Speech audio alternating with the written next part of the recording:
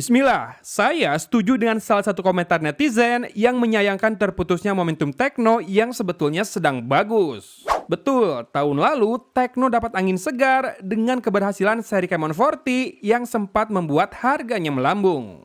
Penyebabnya, kualitas imagingnya ditambah ikut masuk daftar DxOMark plus harga yang cukup terjangkau.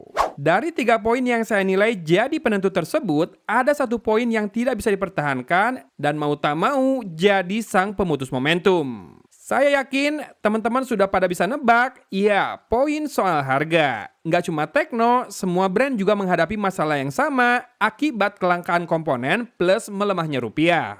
Sehingga kalau tahun lalu saya bisa dapat Camon 40 Pro 5G 256GB di harga 3,5 juta, jangan heran jika tahun ini duit segitu cuma bisa meminang Camon 50 4G, itu pun varian terendah yang 128GB. Dan di harga 5 jutaan, orang bakal berpikir dulu sebelum memutuskan membeli Camon 50 Pro 5G kayak saya. Iya, saya baru beli di bulan Juni mengandalkan berbagai promo buat menekan harganya ke 4,7 juta saja. Dan ini adalah poin plus dan minus yang saya rasakan setelah menjajalnya selama kurang lebih sepekan. Yang pertama, desain. Timeline perubahan looks-nya menurut saya sudah sangat baik dalam artian meski ada hal yang dipertahankan seperti layout kamera belakang, pola huruf S di back cover, maupun layar curve-nya, tapi Camon 50 series terasa tampil makin minimalis dan juga modern. Sudut-sudut bodi dan layarnya pun makin membulat sehingga makin nyaman digenggam. Bagi saya, ini adalah salah satu seri midrange yang dipikirin banget ya desainnya. Even case bawaannya beneran cakep, ya berani juga ya mereka main di warna hijau dan ungunya loh si Tekno ini sekarang. Yang kedua, audio juga sudah makin enjoyable, dibesut oleh Dolby Atmos dan hadir dengan dual stereo speaker yang punya secondary grill di atasnya. Ketiga, baterai juga sudah meningkat pesat dari yang tadinya 5200 jadi 6500 mAh. Dan ini hanya menambah ketebalan 0,5 mm jadi 7,8 mm saja nih. Yang keempat, kamera lah ya udah pasti, tapi saya akan breakdown ke beberapa subpoint nih.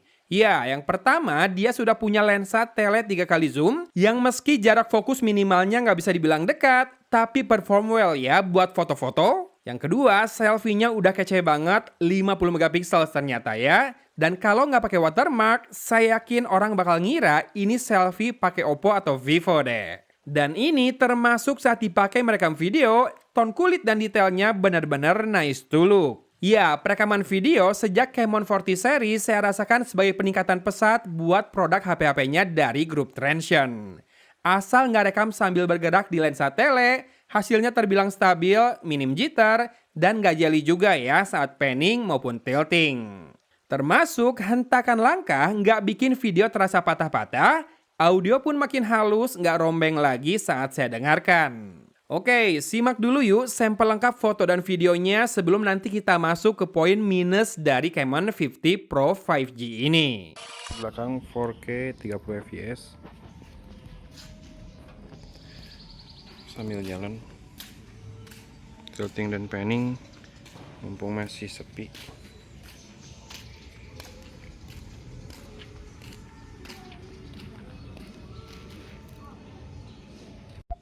Kalau ultra wide mentoknya di 2K ya, kan memang image sensornya lebih superior, lebih inferior, enggak 50 megapiksel.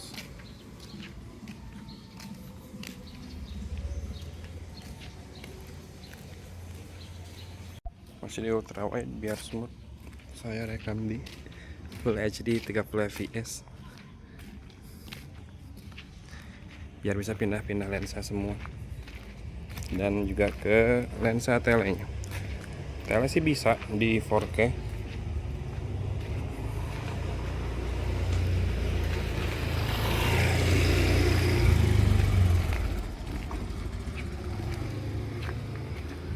Ultra steady juga bisa di ultra wide, mulainya 0,6 kali.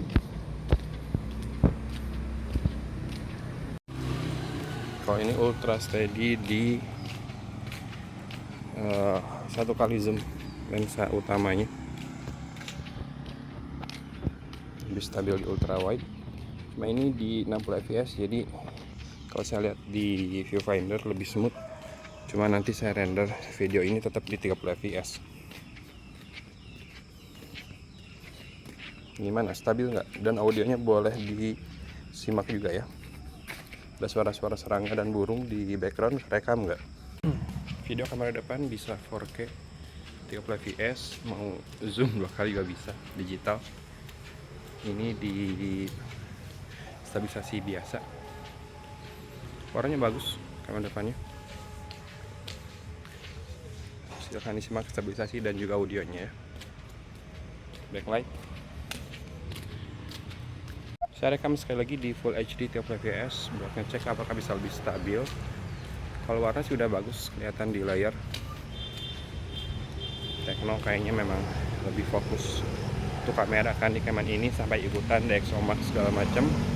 Udah mau masuk jalan agak besar, jadi banyak suara motor, bisa disimak audionya juga ya. Oke, lebih stabil nggak?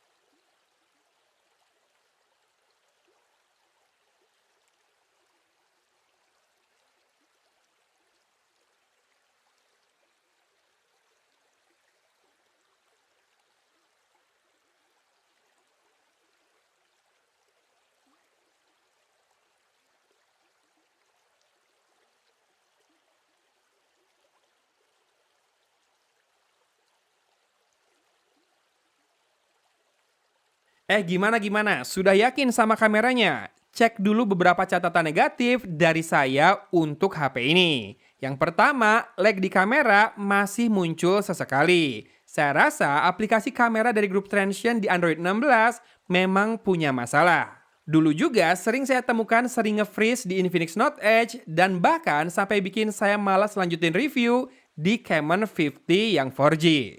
Nah, di Canon 50 Pro 5G masih rada lambat buat pindah lensa wide ke ultra wide maupun ke tele. Nggak selalu terjadi memang, tapi rasanya di atas 50% lah frekuensi kemunculannya.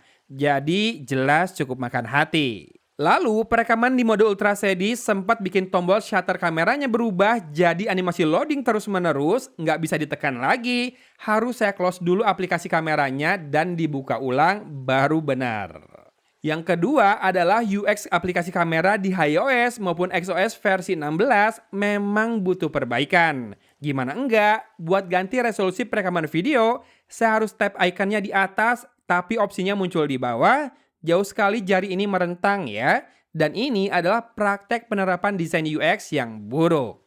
Buat mereka yang bilang bisa kok swipe up di dalam layar biar muncul beberapa icon pengaturan termasuk pengaturan resolusi video ini, Ya ini memang mempersempit jarak jari bergerak ya, tapi menambah step dan kedalaman menu, serta jenis gesture yang harus saya lakukan. Tetap aja kurang enak.